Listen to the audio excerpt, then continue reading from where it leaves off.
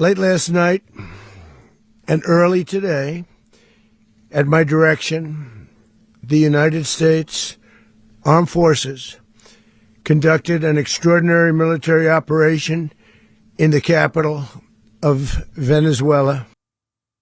No one knows what the end result of the kidnapping of Nicholas Maduro and his wife will be. I have no love for Maduro or his regime. He has been accused of arbitrarily imprisoning over 12,000 people, the torture of close to 300, and the execution of over 1,500 individuals for resisting his authority. He has overturned the will of the Venezuelan people on numerous occasions, and is a direct threat to democracy. There is great potential in Venezuela and in its people. The Venezuelan government, however, has done a spectacular job driving their economy into the ground. Even before Chavez and his soft socialism, there was so much corruption and incompetence that the Venezuelans unfortunately didn't even stand a chance. Any perceived success of the Venezuelan government is directly and arguably solely a result of high oil prices. In other words, they have been profoundly lucky, and their government has been squandering that luck through excessive spending, corruption, and incompetence.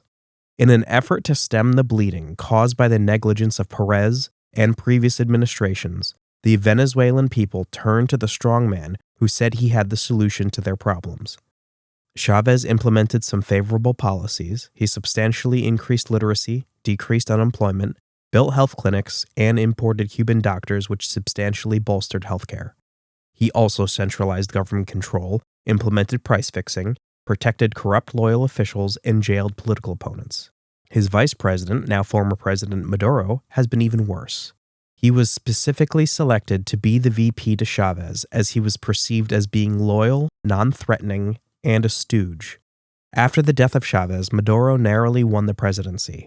Under his tenure, the economy worsened, political crackdowns increased, and political opponents were targeted even more harshly. In 2017, his party lost the General Assembly. Before the new party was able to take control, Maduro created a second General Assembly to rewrite the Constitution to give himself power. There is a very good chance that he actually lost the 2018 election against Henry Falcone. Maduro and his government also stopped popular opposition leaders from being able to run in this and in future elections.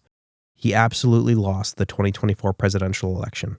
Despite being declared the winner, non-governmental tallying determined that Maduro had overwhelmingly lost by over 2/3 votes.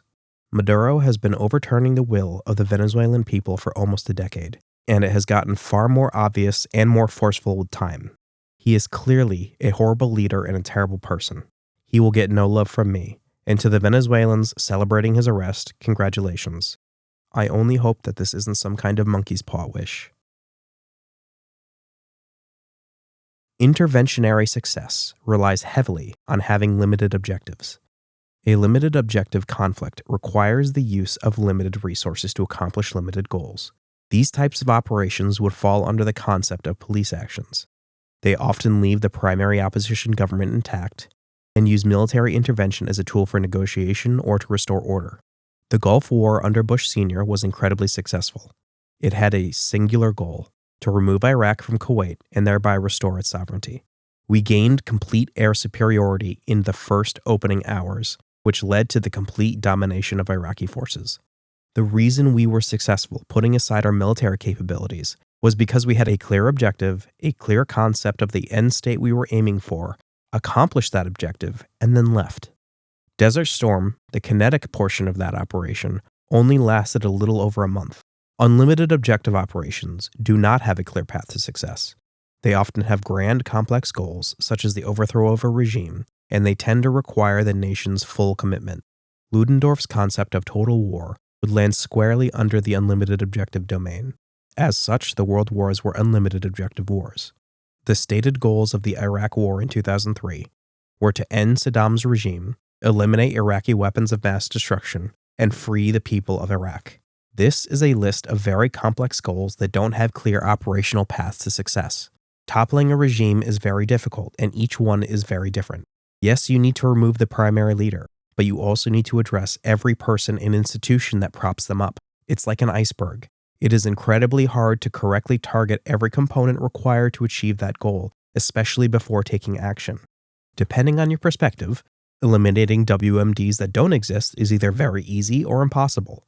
You can use them as justification for endless action and pretend that they are just one step ahead of you, or you can simply claim success whenever is most ideal. Freeing the people of Iraq is also a nebulous goal. It is clearly tied to regime change, but there are other factors that could impact the perceived success. Bush Jr. gave his infamous mission accomplished speech just 6 weeks into the affair.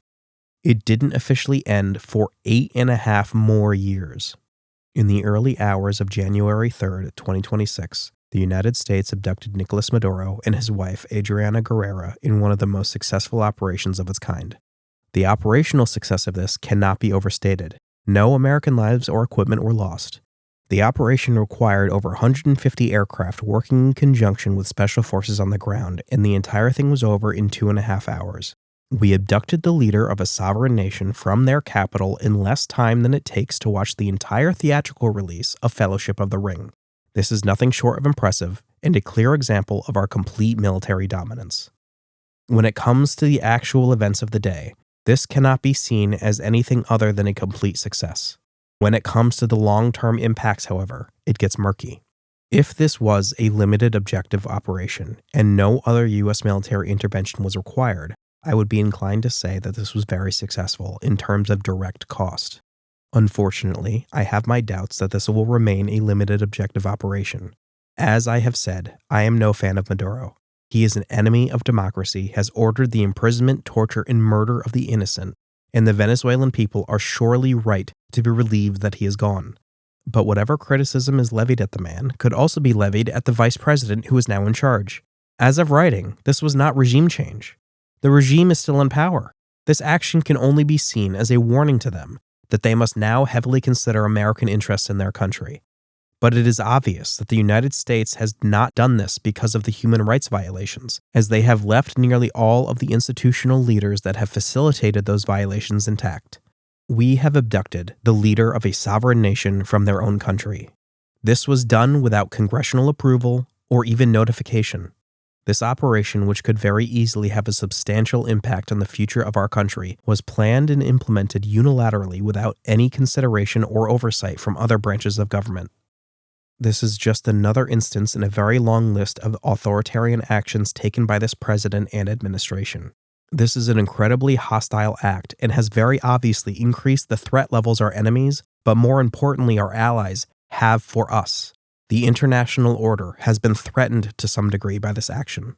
When the United States wants to take an action in a foreign country, we typically work with that country to accomplish our goals. That is the standard operating procedure in a rules-based international order. We respect foreign sovereignty because implementing your will on another without their consent or cooperation breeds contempt and hostility. The United States would not accept a foreign country interfering unfettered within its borders, as is their right, and neither do foreign countries, as is theirs. This is clearly not always the case, and we have even in fact abducted a hostile leader before. In 1989, we captured General Manuel Noriega, the dictator of Panama. He was captured and arrested on drug charges, a rationale that mimics the stated cause for Maduro's capture. This action also sheds some light on the boat bombings that the United States had been carrying out. It was an excuse to put the Gerald Ford carrier in the region without raising too many eyebrows, and establishing a months-long bombing campaign with the stated goal and targeting of drug traffickers lends credence to the claim that drug trafficking is the reason that we captured him. This attempt to claim that the cause of the abduction is related to drug charges is a worthy smokescreen. However, it's significantly weakened by the fact that Trump pardoned the former president of Honduras, Juan Hernandez, who was convicted in 2024 for accepting millions of dollars in bribes, particularly from the Sinaloa cartel run by El Chapo. He protected cartel smugglers by providing them information about investigations by his police and military. He was convicted in the United States in 2024 and sentenced to 45 years in prison. Trump pardoned him in November of 2025, and on December 1st, just a month before the operation that used drug trafficking as a central reason for its existence, he walked free. In the hours after the announcement that we had Maduro in custody, my initial reaction was cautiously optimistic. As stated, Maduro deserved to be taken out. My main concerns were, what happens to Venezuela in his absence, and how does the rest of the world react to this action? In his first term, Trump caused extensive damage to the relationships between us and our allies. For the past year, his administration has seemingly done everything possible to destroy them. Our relationships with our trading partners and with NATO are lower than at any point in living memory. Our political and moral capital with the world has been drained immensely. In general, we used to be considered the de facto good guys in any given situation. We have done bad things, no doubt. No government is blameless. But we have done so much good that in general, any action we took was perceived as at least intending to be beneficial. Even at our worst post-World War II, our goal was to stop the spread of communism and then to spread freedom and democracy, not for subjugation and domination. The issue is that spreading those ideals sometimes require dubious actions, and unfortunately, some, I believe incorrectly, simply don't want or value those things. If our intention was to dominate, we would have been so much worse. We could have split the world in half with Russia. Instead, we returned control and started the long road of rebuilding those countries destroyed by the war. This was a much better long-term strategy than assuming control and attempting to rule over those countries, which had been the operating principle of governments for time immemorial. Soft influence has been objectively much more beneficial than attempted hard control. This can be clearly shown by the reaction to the collapse of the Soviet Union by former member states. Those countries would rather be scorched earth than have Russia take control of them again. The thing is, we won. We have delivered unimaginable prosperity to ourselves and the rest of the world. And yet now, for some inexplicable reason, even though it is blatantly obvious that assuming direct control is a terrible way to manage relations with foreign countries, as is evidenced by the utter destruction of the Soviet Union, we are behaving as if we think they were right, actually, and we should start directly interfering with and taking control of other countries. We don't have the high ground anymore. We are making the world nervous with our actions. And the threats we are now making against Greenland now have the potential to destroy any positive working relationship we have with NATO and Europe. We have significantly downgraded our influence and standing with the rest of the world. We have been the world's police for 81 years. In that time, we have become the wealthiest and most powerful nation in the history of human civilization. How could anyone be so fucking stupid to believe that we have not benefited from our position? The multipolar world order that Trump is taking us into would require us to give up our influence in the majority of the world. We would be responsible only for those within our limited sphere of influence and leave the rest of the world to its fate with Russia and China. This is not the outcome that we should be seeking. Currently, the world operates under a system of containment when it comes to Russia, China, Iran, and North Korea. Countries are able to trade, negotiate, and travel with whoever they wish, and we maintain their safety. If we relent and give them the influence over their neighbors which they have been seeking for decades, we forsake those countries and allow our enemies to grow. And for what? How does giving Russia and China what they want benefit the United States? How does letting them grow more powerful and pushing our allies into their arms put the United States in a better position? This will inevitably result in a new Cold War on two fronts. The only way to maintain our influence and maintain the era of prosperity that we have ushered in is to keep the bullies shoved in their lockers. A good way to determine if someone is worth listening to when it comes to American foreign policy in the early aughts is if they mention oil as a primary reason for our involvement in the Middle East. It can be a fun meme, but if you are trying to have an actual conversation or learn about the era, anyone of that opinion can be safely ignored. The United States did not take control of any Iraqi oil fields. We did not get any substantial contracts after the war was over for their oil, and most of the profits earned from oil pumped by Iraq was used to rebuild their country. It was certainly a consideration, and something that was talked about by the administration before the invasion, but to suggest it was even a tangential reason is farcical. That cannot be said this time around. In the short hours after the capture of Maduro, Trump held a press conference in which he talked about what had happened, why it had happened, and what will come. We're going to run the country until such time as we can do a safe, proper, and judicious transition. So we don't want to be involved with having somebody else get in, and we have the same situation that we had for the last long period of years. So we are going to run the country. My mouth dropped when I heard him say that we were going to run the country. Up until that moment, I had been under the impression that we were experiencing a similar situation to the Iran bombing, a very limited objective operation. Taking Maduro and leaving the country to his fate would have been a limited objective, an arguably short-sighted and inept one, but limited nonetheless. He also stated that we would be rebuilding their infrastructure. We're going to have our very large United States oil companies, the biggest anywhere in the world, go in, spend billions of dollars, fix the badly broken infrastructure, the oil infrastructure, and start making money for the country. It took Bush 6 weeks to declare victory, and 8.5 years and a new administration to attain it. Victory was claimed this time around on the day. He had mentioned that a second larger strike was prepared should they need it, and that they were not scared of our military having boots on the ground to protect the new infrastructure that we would be building. I would hardly be the first to point out that this is eerily similar to Iraq, except that this time around one of the major reasons we are involved is actually tied to oil. He said it himself. There is no way to have a conversation about this subject without including oil. The primary issue with Venezuelan oil is that the majority of it is heavy sour crude. HCS is high in impurities like sulfur. It needs to be refined before it can be turned into petrol. The refining process is expensive and complex, and the oil produced before it is turned into petrol is of low quality compared to the more profitable sweet crude. They do have some sweet crude, but they have far more sour. They simply don't have the infrastructure to process the sour crude themselves. What little they do have is old and failing. They suffer from a lack of investment and infrastructure to process it themselves, so they end up selling the raw sour crude to other countries that possess the refineries to process it.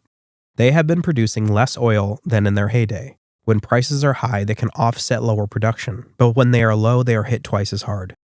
It would be far more beneficial for them if they were able to refine it themselves, but ever since appropriating the private oil companies' equipment and infrastructure, they have understandably had a fraught relationship with foreign investors. This is why claiming that American oil companies would get involved in the building and infrastructure of Venezuela is so problematic. They have attempted this before, and it cost them over $4 billion in lost assets. On top of the clear security concerns of investing in a country that has recently had a significant destabilizing event, what guarantees do they have that in 10 to 15 years the same situation won't happen again? Or even in 3 if a Democrat gets elected? I must point out that there is a pattern developing with this instance and the attempt to onboard manufacturing in the United States through tariffs. Trump is operating from a position that his policies and political will last decades. The things that he is trying to get private companies to do require much longer periods of time to pay out than the time that he has.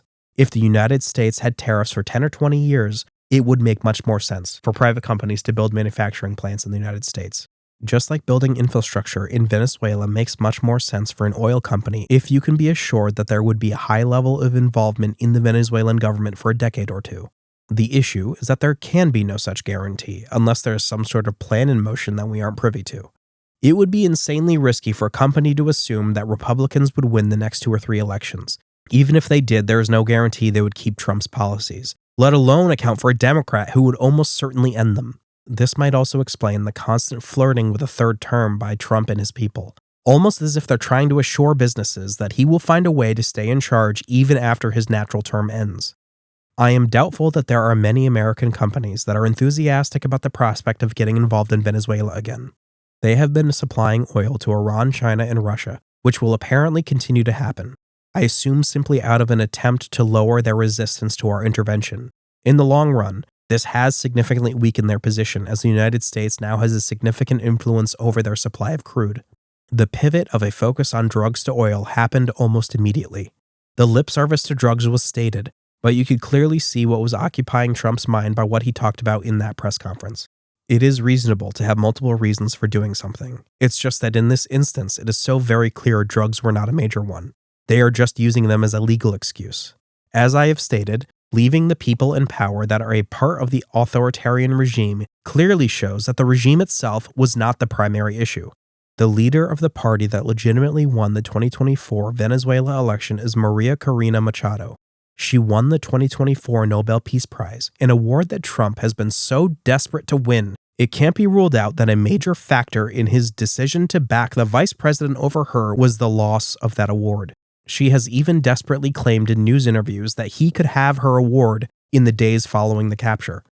There is a legitimate argument to be made that the reason we aren't backing her is that we haven't bothered to remove any other component of the previous administration. At the moment, we have the Venezuelan government gripped by fear.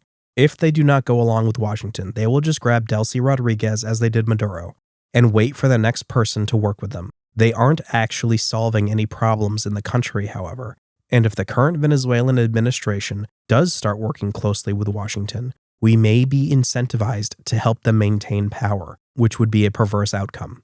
The worry with Machado is that she doesn't have the institutional support to take power. She may have the backing of the people, but the government would be hers in name only. There may be strife and sabotage by embedded Maduro loyalists. All they would need to do to sour relations between Machado and the United States would be to target U.S. troops or new U.S. infrastructure. Even though she wouldn't be a part of the attack, her failure to stop it would be bad enough.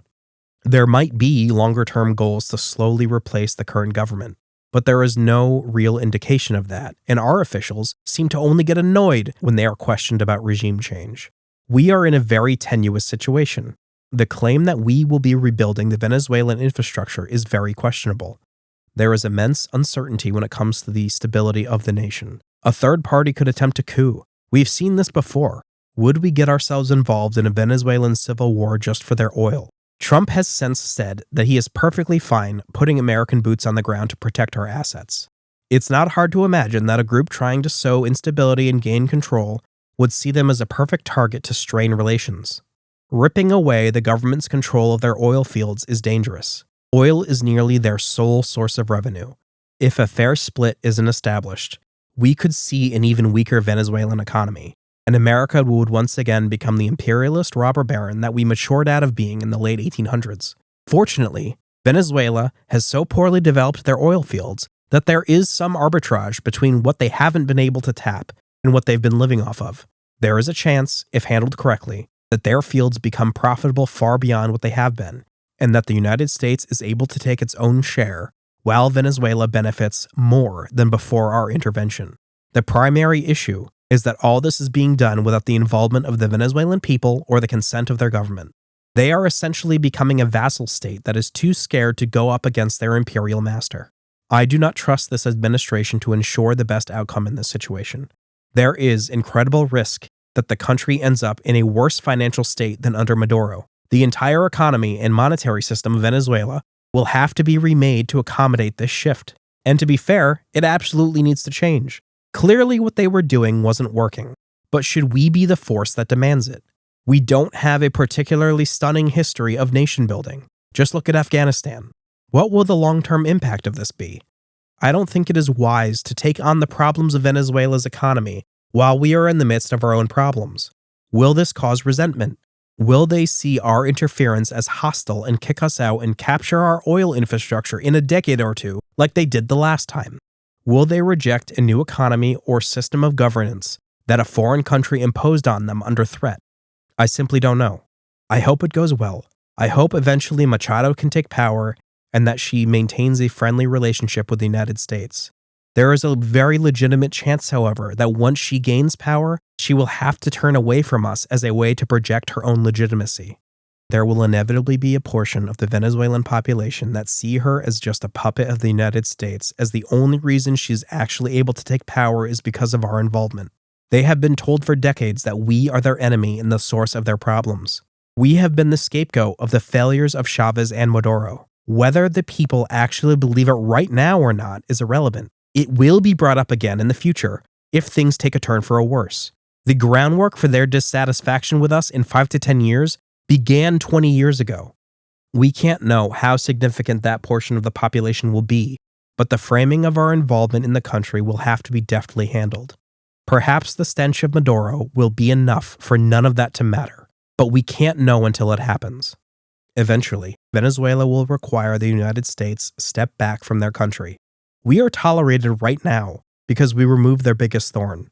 But if we don't fix their economy, we will be seen by the people as having a direct role in their continued suffering. They will see us as thieves, stealing the one resource that they need to get their feet back under them again. Resistance to us will grow, and so will calls for us to be kicked out of the country. Perhaps guerrilla forces emerge, and the people turn to radicalism as they have done before. It also may all work out. We reshape their economy, establish a fair trade deal, build their infrastructure, and jointly profit from their oil. Eventually, once they've had a decade or two of growth, we decouple and maintain good relationships. I don't trust this government to ensure that, however. They can't even manage to govern one country, let alone one as messy as Venezuela. Trump used the Aliens Enemy Act in 2025 specifically to deport alleged Venezuelan gang members that he declared terrorists. We sent them to El Salvador as Venezuela wouldn't accept them. It is not lost on me that Stephen Miller and the administration may use this situation as a way to resume the deportations. This was all stopped by the Supreme Court because the administration was deporting people without giving them due process. They simply said someone was a gang member and then sent them off to a prison in El Salvador with no chance of parole. There is no love lost on my end for gang members being deported. The issue is entirely with the fact that we sent asylum seekers to the same prison. Also the fact that the president of El Salvador, Bukele, who had been working very closely with Trump, had made deals with gang members such as MS-13 to reduce gang violence and provide him political support in return for bribery money and preferential treatment in prisons. Bargaining with a gang to reduce violence might not sound like a horrible idea, but it is a short step away from using them to go after people and making them your personal attack dogs, especially after using them to drum up political support. That could easily turn into threats and silencing of political opponents. So now the administration needs a new dumping ground for its deportees. It seems like the country the people originally came from would be a good place to send them. This whole operation is the wet dream of Stephen Miller. There is no doubt that he will be using the newly opened relationship with Venezuela in a plan to resume the deportations. There's also Marco Rubio, who has been planning the removal of Maduro for a decade. His real goal is the collapse of Cuba. Cuba and Venezuela have very close ties, and it was actually a group of Cubans that were the inner circle protecting Maduro. They rely heavily on Venezuelan oil. Without it, they are in a much weaker state. Marco was the firstborn of 2 Cuban immigrants. There is no stronger opposition of a communist government than from those in a free country that fled it. We can only imagine the horrible stories he grew up hearing about caused by the Cuban regime.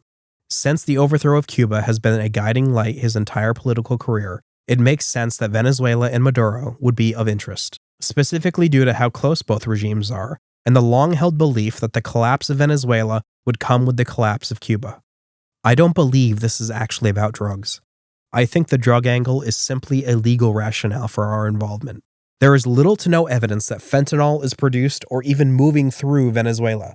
The president pardons someone for the same crimes his DOJ is charging Maduro for. I don't think there was a single reason for the abduction of Maduro. I think there were 3 men that had their own personal reasons, and those reasons happened to be aligned and powerful enough for them to decide to act. Trump wanted the oil, Rubio wanted Maduro gone in the destabilization of Cuba, and Miller wanted new dumping ground for his resumed deportations. If this was truly about drugs, Colombia, Peru, and Bolivia are all larger producers of drugs than Venezuela, and as far as transportation, Mexico is by far the largest smuggler. If this was an attempt to actually target drug importation, we have chosen a third-rate target. I doubt much consideration was given to what would be required to get their goals accomplished after the actual kinetic event. There should have been a clear plan immediately presented on the day of the event at that press conference. The press asked many legitimate questions, such as would there be elections in Venezuela, or who on our end would actually be running their country. All of these questions were met with derision. It seems like the administration simply wanted a pat on the back for the actions of the military on that day. As I've said, the operation itself was well executed, but the reasoning behind it and the plan for what takes place after is equally or more important. The military aspect is the easy part. If we want our military to accomplish a goal, they have a very good track record of getting things done. It is the nation building and justification that we have a poor history with. I simply do not have the faith that this group of people have the ability to ensure their machinations play out as they think they will. There are too many moving parts, and I have serious doubts about their ability to even comprehend the complexities, let alone plan for them. I hope this goes well. I hope this is the change the Venezuelan people have been waiting for. I hope we will both be able to benefit from this rash action. If, by some miracle, that does happen, I will be far more inclined to believe that it is due to luck rather than strategy.